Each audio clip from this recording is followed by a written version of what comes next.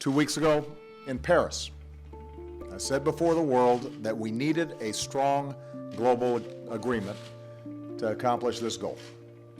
An enduring agreement that reduces global carbon pollution and sets the world on a course to a low-carbon future.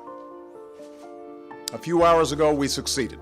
You had the Paris Climate Accords where, through a rather complex and stepped framework, you had the world's leading powers all agreeing that they would take steps to try and bring down the production of carbon. Nobody really expected China to sort of wake up one morning and agree to cap its own emissions. And over the course of several years of diplomatic negotiation, the White House and the Chinese government had developed a real partnership. The areas of common ground. Yes, there were going to be special dispensations for developing countries, but the developed world would move first. Partly that was driven by sort of issues of pollution and the domestic issue of the climate in China, but also a desire within the United States, and but certainly by the president, to turn climate into a legacy issue in an area that he thinks that in 20, 30 years he'll be remembered as a leader on. And my fellow leaders, accepting this challenge will not reward us with moments of victory that are clear or quick.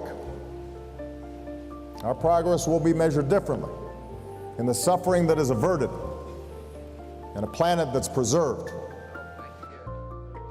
Whereas President Bush had been pretty unilateral in the way he approached things, President Obama envisioned a far more multilateral, internationally agreed upon framework, and he sought to heal a lot of the animosity that existed in the world. He sought quietly in his first term and then more aggressively in the second term to remake the U.S. relationship with Cuba. And then the other big diplomatic effort he undertook also in his second term was to try and solve, at least for a time, the spread of nuclear weapons around the world. And this involved a multi-year process of first increasing sanctions and really harming the economy of Iran, and then promising at the end that those sanctions could be released if the country agreed to essentially abandon for a time its nuclear research program and allow in inspectors to make sure that that was actually happening.